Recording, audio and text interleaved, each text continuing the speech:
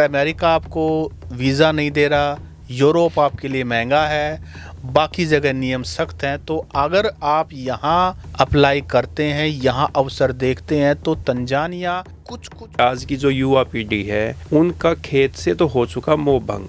जमीन बेचने के लिए तो तैयार हैं कि जमीन बेच के कोई और बिजनेस कर लेंगे, लेकिन वो खुद खेत में जाके कस्सी उठा के या ट्यूबवेल का जो हैंडल मार के इंजन पे पानी नहीं दे सकते। एक बात क्या है कि वहाँ पशुधन बहुत है, लेकिन वहाँ ऑर्गेनाइज्ड डेयरी का मॉडल की बहुत कमी है। जैसा कि आपने जिक्र किया है, जो फॉरेन अफेयर्स का जो यहाँ पे डिपार्टमेंट है जो काम देखते हैं, फॉरेन कोऑपरेशन डिपार्टमेंट जो हरियाणा का अलग से काम कर रहा है, एक विंग है, तो वो तंजानिया इन्वेस्टमेंट सेंटर है TIC। हाँ, उसके साथ एक MOU साइन किया हुआ है हरियाणा गवर्नमेंट ने। ये जो है TIC जो है ये एक स्टॉप एजेंसी है जो यहाँ निवेशक जाते हैं वहाँ पे। सस्ती ज़मीन के लालच में अगर फंसोगे तो बड़ी दिक्कत आएगी, क्योंकि वहाँ ज़मीन जो है वो पट्टे पे मिलती है, आपको लीज़ पे मिलती है। 33 साल, 66 साल, 99 साल, वो आपको सारी चीज़ें बड़ी वेरिफिकेशन से करनी पड़ेंगी। कि आप जैसे यूरोप के देशों में जाते हैं तो आप नौकर बन के जाते हैं, आप सर्वेंट बन के जाते हैं। आप तंजानिया जैसे देश में जाएंगे, कीनिया जैसे देश में जाएंगे, युगांडा जैसे देश में जाएंगे तो आप मालिक बन के जाएंगे। एक और यानी कि वहाँ संसाधन है, लेकिन करने वालों के पास वो स्किल नहीं है। मतलब हम यहाँ पे बहुत ज़्यादा अपार संभावनाएं हैं। मैं माइनिंग का थोड़ा सा बता दूं वहाँ पे क्या चीज़ें हैं। तंजानिया में सुनहरा खनिज भंडार है, जैसे गोल्ड, डायमंड और निकेल, इस तरीके की चीज़ें वहाँ पे मिलती है। यानी कि वहाँ संसाधन है, लेकिन करने वालों के पास वो स्किल नहीं है। जैसा कि आपने जिक्र किया है, जो फॉरेन अफेयर्स का जो यहाँ पे डिपार्टमेंट है जो काम देखते हैं, फॉरेन कोऑपरेशन डिपार्टमेंट जो हरियाणा का अलग से काम कर रहा है, एक विंग है, तो वो तंजानिया इन्वेस्टमेंट सेंटर है TIC। हाँ, उसके साथ एक MOU साइन किया हुआ है हरियाणा गवर्नमेंट ने। ये जो है TIC जो है ये एक स्टॉप एजेंसी है जो यहाँ निवेशक जाते हैं वहाँ पे। नमस्कार, दी हरियाणा टॉक्स के खास मुद्दे में आपका स्वागत है।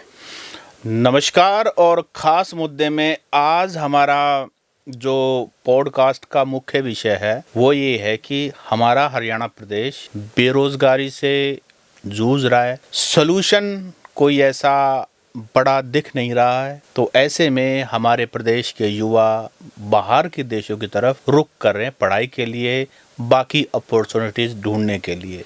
अमेरिका और यूरोप की तो हरदम बात होती है, आज हम थोड़ा सा हट करके ईस्ट अफ्रीका की बातचीत करेंगे। ये हमारा दूसरा पॉडकास्ट है। पहले हमने तंजानिया देश जो ईस्ट अफ्रीका में है उसके बारे में बातचीत की। आज हम तंजानिया और भी ईस्ट अफ्रीकन जो कंट्रीज़ हैं उनके बारे में बिजनेस अपॉर्चुनिटीज़ जो हमारे युवाओं के लिए वहाँ क्या ऐसा हो सकता है कि उनको वहाँ एक अवसर दिखाई दे सकते हैं। सत्सिंह जी, हमने ये जो आज का जो पॉडकास्ट कर रहे हैं मुद्दा जी, ये बड़ा ही इम्पोर्टेंट है। वो इसलिए है कि हरियाणा में अभी देखोगे तो जो गवर्नमेंट जॉब है वो तो एक ना बिल्कुल ही आप ये कह सकते हैं कि ख़त्म हो चुकी है। 5 से 6% टोटली है। हाँ, और उनमें से वैकेंसीज कितनी निकलती हैं, निकलने के बाद वो भरी कैसे जाती हैं, वो कहानी तो आप गवर्नमेंट नहीं पड़ेगा। तो आप ना सिस्टम बिल्कुल ये मानिए कि हरियाणा में आने वाला जब अगले 5 या 10 साल बाद हम बात करेंगे तो जो आज जॉब है ना वो भी ख़त्म हो जाएंगी, क्योंकि प्राइवेटाइजेशन जो है वो इतना ज़्यादा हो गया है हर चीज़ में। आप सरकारी इंस्टीट्यूशंस की भी बात करोगे, एजुकेशन इंस्टीट्यूशंस की भी, तो वहाँ पे भी जो शिक्षक है, वहाँ के जो एम्प्लॉइज़ है, उनके लिए उनकी तनख्वाह देने तक का भी आज इंस्टीट्यूशंस में फंड नहीं है। सरकार ने पहले ही कह दिया है कि भाई आप अपने पैरों पे खड़े हो, क्योंकि सरकार के पास भी सोर्स ऑफ इनकम है, वो लिमिटेड से ही है।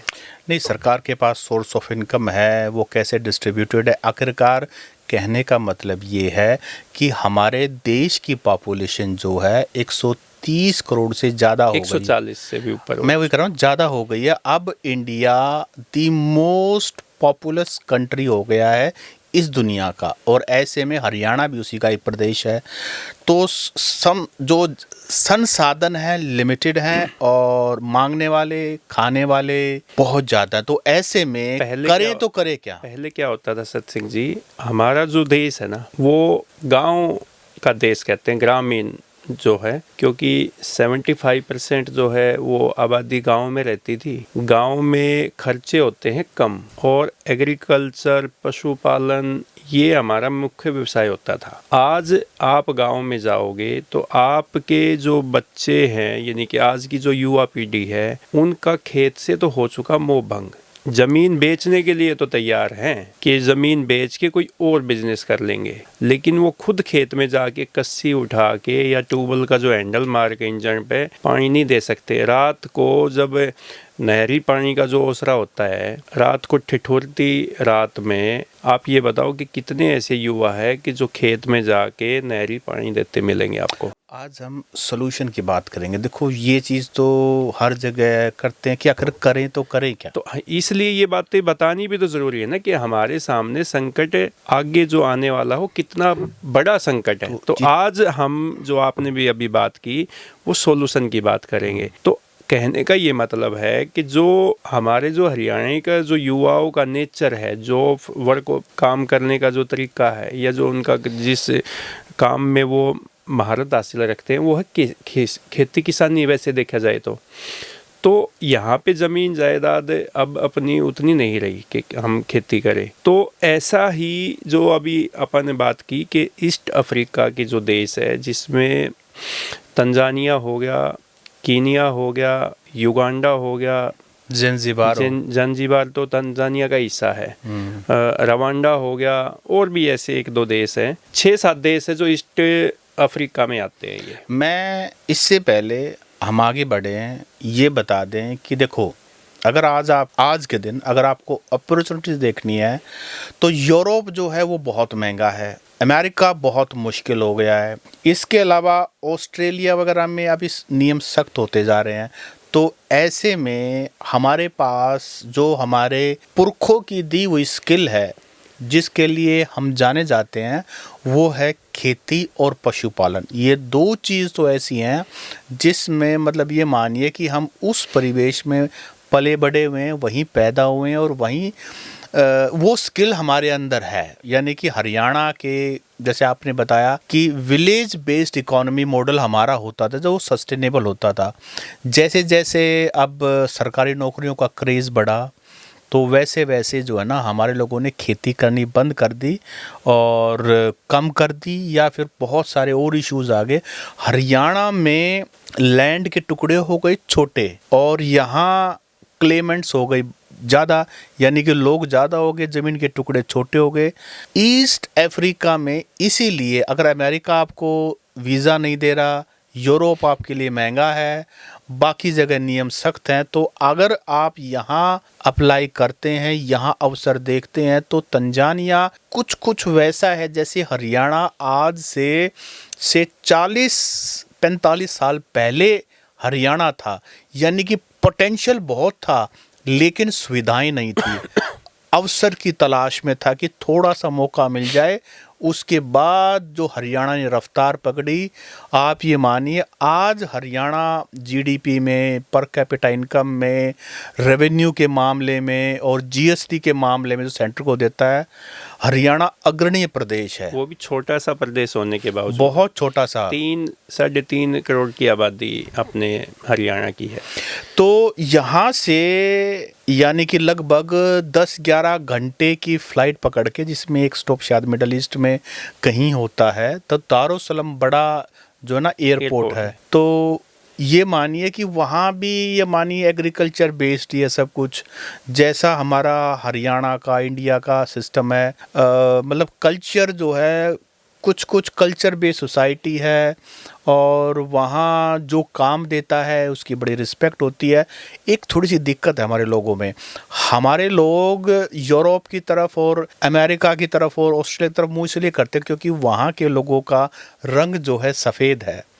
अफ्रीका को ये मानते हैं वहाँ तो यार नरे जंगली जंगल हैं, काले लोग, माफ कीजिए मेरा वो कहने का रेसिज्म मतलब नहीं है, लेकिन ये हमारे यहाँ रंग की भेद और उस पे जाति पे उस बात पे नहीं जा कर रहे, रहे, लेकिन ये यहाँ के लोगों का जो एक ये परसेप्शन सोच होता है कि यार वहाँ क्या है, लेकिन वहाँ इमेंस पोटेंशियल है जो रिसर्च कहती है। ये रिसर्च हमने तो अपनी रिसर्च की है, उसके अलावा हरियाणा सरकार ने भी गो ग्लोबल हरियाणा करके ईस्ट अफ्रीकन कंट्रीज़ में हमारे बहुत सारे ऐसे लोग हैं जो ऑलरेडी वहाँ पर काम किसी ना किसी रूप में कर रहे हैं और ऑलरेडी इंडियंस की प्रेजेंस, गुजरातियों की प्रेजेंस ऑलरेडी शायद 150 साल से भी ज़्यादा से ऑलरेडी वहाँ पर आप अपना काम कर रहे हैं, चला रहे हैं।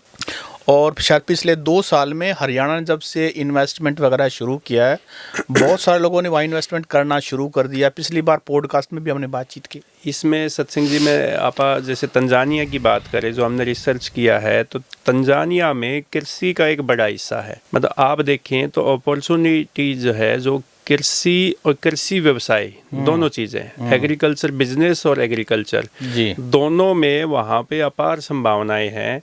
अगर हम तंजानिया की अर्थव्यवस्था का बात करें तो एक बड़ा हिस्सा कृषि पर आधारित है, यानी कि 80% से अधिक आबादी कृषि में ही काम करती है। तंजानिया की बात करें तो वहाँ पे हम क्या कर सकते हैं, वहाँ पे दलहन उत्पादन और निर्यात, यानी कि तंजानिया जो अफ्रीका के प्रमुख दलहन निर्यातक है, तंजानिया एक छोटा सा देश है, वहाँ पे फल और सब्जी प्रोडक्शन और प्रोसेसिंग, मतलब ये देखो इन तीनों में बहुत ज़्यादा काम वहाँ पे हो सकता है। वहाँ पे डेयरी प्रोडक्ट्स है, ऑर्गेनिक फूड प्रोसेसिंग प्लांट्स लगा सकते हैं आप, वन्य खेती जो आपने अभी बात की थी, जांजीबार एक वहाँ पे तंजानिया का एक हिस्सा है, वहाँ पे आप मत्स्य पालन कर सकते हैं। मछली पालन के लिए आप बहुत ज़्यादा आपको निवेश कर सकते हैं, वहाँ पे काफ़ी संभावनाएं हैं। ऊर्जा और इंफ्रास्ट्रक्चर, एनर्जी और इंफ्रास्ट्रक्चर की हम बात करें तो केवल तंजानिया पे ही हम बात करें तो अभी तंजानिया में और केन्या में तो हाल ही में $311 मिलियन का अभी एक ऊर्जा का लाइनिंग प्रोजेक्ट पर एक अंतर्राष्ट्रीय समझौता हुआ था। तो वहाँ पे हम पावर ग्रिड सुधार और नवीनीकरण ऊर्जा, मतलब हम इसमें ऊर्जा में और एग्रीकल्चर में काफ़ी निवेश कर सकते हैं, वहाँ स्टार्टअप भी कर सकते हैं, वहाँ अपनी यूनिट्स भी लगा सकते हैं, वहाँ रोजगार के भी काफ़ी देखो एक बात क्या है कि वहाँ पशुधन बहुत है, लेकिन वहाँ ऑर्गेनाइज्ड डेयरी का मॉडल की बहुत कमी है।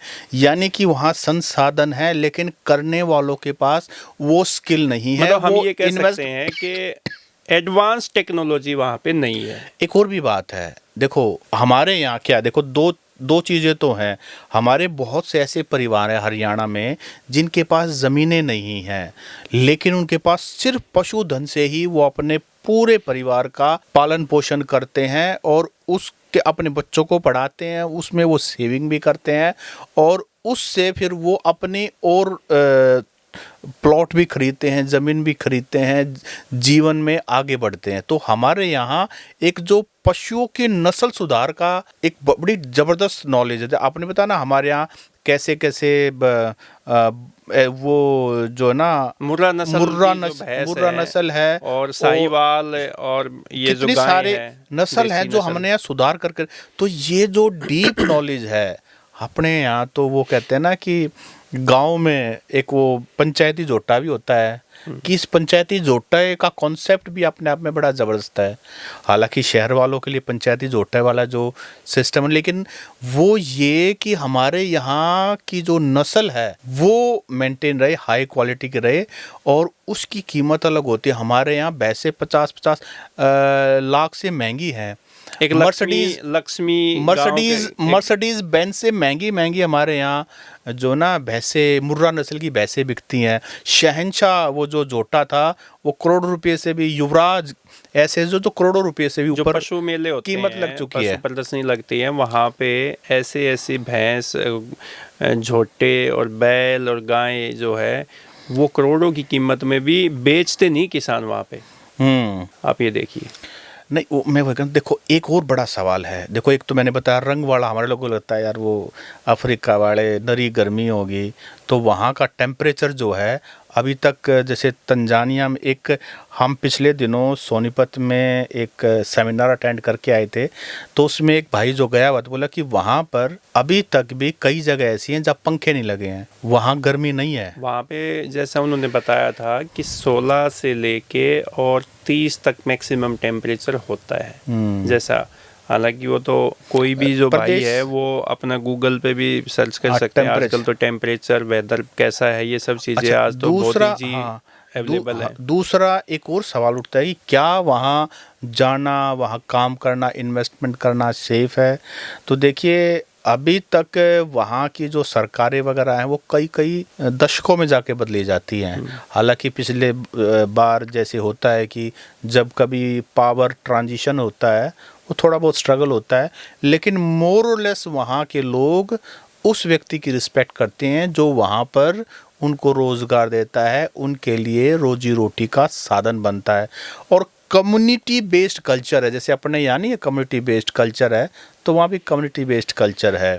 तो उस तरीके से अभी तक जो रिसर्च में हमारे सामने, देखिए हम ईस्ट अफ्रीका में अभी तक कहीं नहीं गए हैं, ना हम केनिया गए हैं, ना हम तंजानिया गए हैं, लेकिन हमारे लोगों के पास जो एक स्किल है ना पशुपालन की और एग्रीकल्चर की, ये स्किल हमारे पिताजी के पास भी है, चाचा के पास भी है, दादा के पास भी है, ताऊ के पास भी है, माँ के पास भी है, ताई के पास भी है, काकी के पास भी है। और मतलब मैं कि हमारे प्राइमरी ऑक्यूपेशन है। देखो एग्रीकल्चर की हमने बात की, खनन की हमने, माइनिंग है बहुत बड़ा, वहाँ पे बहुत ज़्यादा अपार संभावनाएं हैं। अपार संभावनाएं हैं। मैं माइनिंग का थोड़ा सा बता दूं वहाँ पे क्या चीज़ें हैं। तंजानिया में सुनहरा खनिज भंडार है, जैसे गोल्ड, डायमंड और निकेल, इस तरीके की चीज़ें वहाँ पे मिलती हैं। और प्रोसेसिंग उद्योग और SEZ मैन्युफैक्चरिंग के भी वहाँ पे काफ़ी अपॉर्चुनिटीज़ हैं। और सबसे बड़ी बात है कि तंजानिया में और जो अफ्रीकी जो देश है, ये जो बताए आपने, यहाँ पे पर्यटन और रियल इस्टेट जो है, टूरिज्म एंड रियल इस्टेट, इसमें काफ़ी अपॉर्चुनिटीज़ है। अपने यहाँ के तो हमारे आदमी ने प्रॉपर्टी डीलिंग का सूत्र तक लिया हुआ है।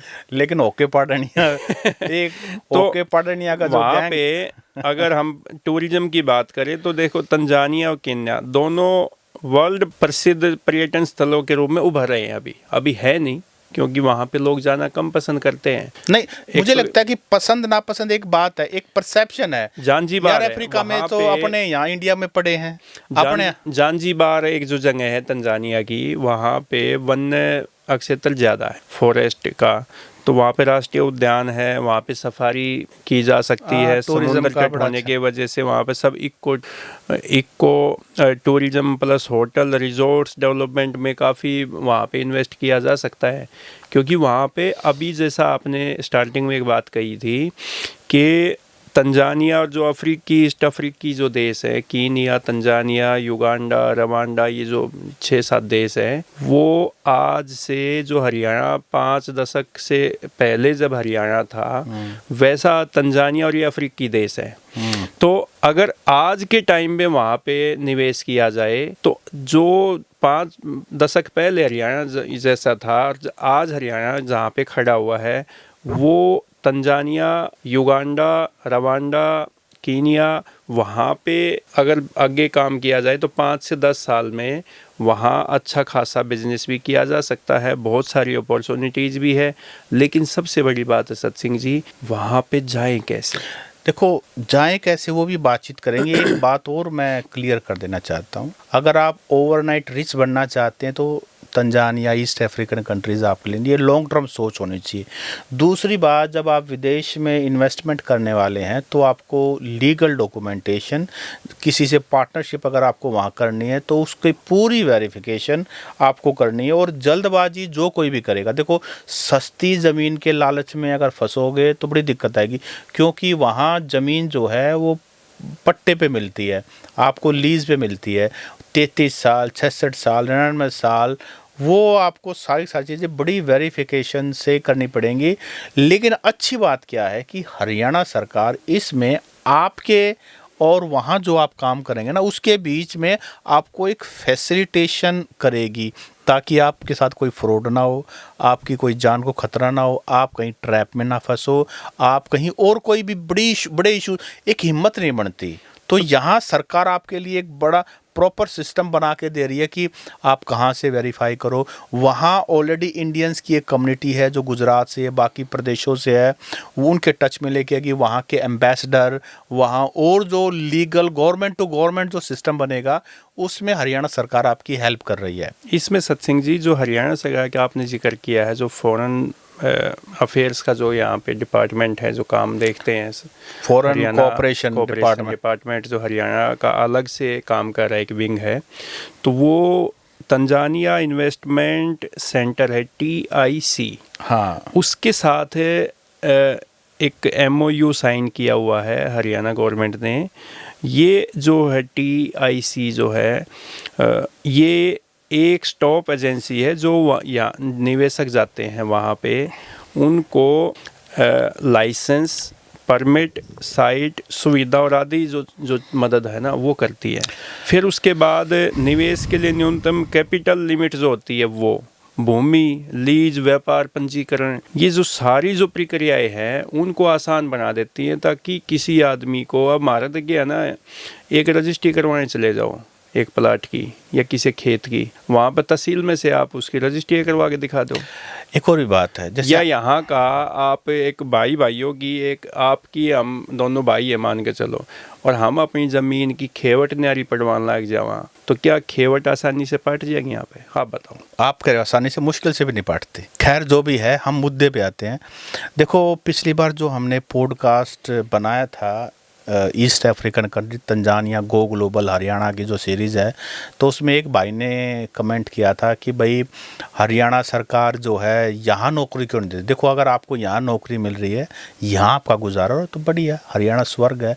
लेकिन बात ये है कि अगर आप के पास स्किल है और आप बाहर अगर अपॉर्चुनिटी एक्सप्लोर कर, अब आप ऑस्ट्रेलिया भी भेजते हो, अमेरिका भी भेजते हो, यूरोप भी भेजते हो, रशिया भी भेजते हो, रशिया भी भेजते हो, वहाँ आर्मी भी, हमारे युवा कुछ भी करने के लिए तैयार है कि उनको एक रोजगार मिले। एक और बड़ी बात है सत्सिंह जी, यहाँ पे जो एक प्राउड की बात है ना, वो ये लगी कि आप जैसे यूरोप के देशों में जाते हैं तो आप नौकर बन के जाते हैं, आप सर्वेंट बन के जाते हैं।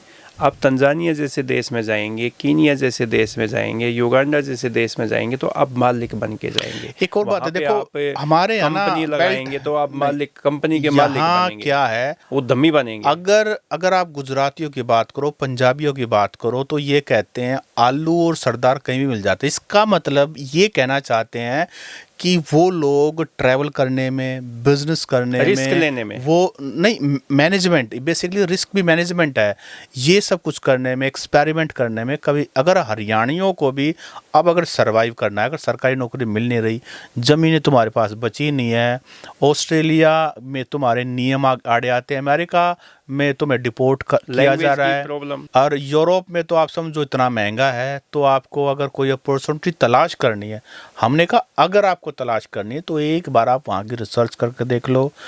हरियाणा सरकार भी कुछ फैसिलिटेट कर रही है, एक बार उनकी भी सुन के देख लो, और अगर मौका लग रहा है वहाँ जाने का तो एक बार जाके देख लो। बहुत सारे ऐसे भाई हैं जो अभी इंडिया में हैं और वहाँ उन्होंने 1,000 एकड़ ज़मीन खरीदने का अपना जो है डॉक्यूमेंटेशन चला रखा है। एक भाई ऐसा है यमुनानगर का, शिव कुमार, उसने वहाँ पर एक फैक्ट्री भी खरीद ली है, वहाँ पे घर भी खरीद लिया। ऐसे कई भाई हैं जो ऑलरेडी कर रहे हैं। वो पर हरियाणा के हैं, एक सोनीपत का भाई है, जींद के हैं, कैथल के हैं, यमुनानगर के हैं, उनसे बात कर लो भाई, ठीक लाग गए तो चले जाओ, ना लागा तो भाई अपने आड़ है तो कोई और दिक्कत है। हरियाणा के आदमी को ये अपनी देखो, जो हरियाणा से बाहर निकल लिया उसके लिए तो ऐसा ही तंजानिया, ऐसा ही महाराष्ट्र, ऐसा ही मैं मध्य तो ये प्रदेश, कह रहा हूँ, ऐसा ही केरला। देखो इसराइल भी तो गए हैं ना, इसराइल में तो ऑलरेडी रोड़ा चल रहा है, देखो यहाँ से लग रहा है कि इसराइल में पता नहीं वार हो रहा है, लेकिन वहाँ जो ऑलरेडी गए हुए हैं अपने भाई, तो मुझे लगता है कि कुछ लोगों से तो मेरी खुद देखो रिस्क तो है, सब जगह पे है सत्सिंह जी। वहाँ पे दो देशों के बीच में युद्ध चला हुआ है, तो देखो खतरा तो है, खतरा तो रहेगा, यहाँ पे भी रहेगा खतरा, वहाँ पे भी रहेगा। लेकिन अगर कहीं पे आपको लीगल तरीके से कोई स्टार्टअप शुरू करना है, कहीं पे उद्योग लगाना है, कहीं पे आपने खेती किसानी करनी है, तो लीगल तरीके से अगर किसी के पास कोई अवसर मिलते हैं, कोई संभावना आपके सामने आती है, तो एक बार देखना चाहिए। डंकी रूट से जाने की बजाय यूरोप में जैसे आप भाग रहे हैं कि वो डंकी रूट से आए, माँ बाप पे प्रेशर बनाया, अपना एक आधा 1-2 एकड़ ज़मीन बेची, 60-70 लाख रुपये दलाल को एजेंट को दिए, और डंकी रूट से दुखी सुखी हो गए, वो अमेरिका पहुँच भी गए। वहाँ पे आप बीमार हो गए तो आपका इलाज नहीं हो सकता, आप वहाँ लुक छुप कर जंगलों से जाते हो, बच कर निकल गए तो सही है कि तब आपको काम मिल जाएगा, नहीं तो आप वहाँ जेल में जाकर बंद हो जाओगे। तो इससे अच्छा तो यही है ना कि आप कोई अगर किसी को इसमें ईस्ट अफ्रीका के देशों में कोई ऐसी अपॉर्चुनिटीज़ मिलती हैं और आप निवेश करना चाहते हैं, आपके पास कुछ पैसा है, अब तो बैंक भी ऐसे हैं कि बैंक ऑफ इंडिया है वहाँ पे ईस्ट अफ्रीका के देशों में। देखो तो एंटरप्रेन्योरशिप में सबसे पहली बात है, जितनी स्ट्रोंग आपकी रिसर्च होगी, जितनी स्ट्रोंग होगी उतना ही आपके लिए सेफ है। अक्सर लोग गलती क्या करते हैं कि बिजनेस में, एंटरप्रेन्योरशिप में बिना रिसर्च कर जाते हैं। कोई किसी ने कह दिया मैं चला गया, अरे भाई ऐसे तो आप कहीं रोहतक में, आप सोनीपत में आप कोई भी काम करोगे तो वहाँ फेल होना आपका निश्चित है। बढ़िया से रिसर्च करो, बढ़िया से केस स्टडीज करो, लोगों से मिलो, सरकारी डॉक्यूमेंटेशन को, वकील से बातचीत करो, हर चीज़ की वेरिफिकेशन करो और फिर करो। जो हम लोग आपस में आपको जो बात बताना चाहते हैं, जो बात समझाना चाहते हैं, वो सरल भाषा में इसलिए बातचीत हम कर रहे हैं ताकि बात समझ में आ जाए। आगे अगर इसी सीरीज़ को हम आगे बढ़ाएंगे तो हम आंकड़ों से भी बात करेंगे कि कितना निवेश वहाँ पे इंडिया के लोगों ने किया है, कितने लोग वहाँ पे अपना रोज़गार कर रहे हैं, कोई अपनी यूनिट लगा रहा है, कोई खेती किसानी करने लग रहा है, कोई प्लाईवुड की कंपनी लगा रहा है। तो वो सारे डाटे के साथ भी हम आपके सामने आगे आते रहेंगे। और जल्दी हमारे पास एक सोनीपत का भाई है, वो भी यहाँ स्टूडियो में आएगा, वो बताएगा। आप लोग पॉडकास्ट देखो, आपका मन करे ठीक है ना, तो कम से कम एक जानकारी मिल रही है, जीके इम्प्रूव हो रही है, करंट अफेयर्स इम्प्रूव हो रहा है, उस बहाने से आप हमारा वीडियो देखो, आप इसको शेयर करो। कोई चीज़ बढ़िया या बढ़िया नहीं लगती है वो कमेंट करके, खुले मन से आप कमेंट करो। सवाल पूछना है, हमने पता होगा हम बताओगे, नहीं होगा तो पूछ कर बतावांगे, लेकिन कमेंट करते रहो, वीडियो देखते रहो।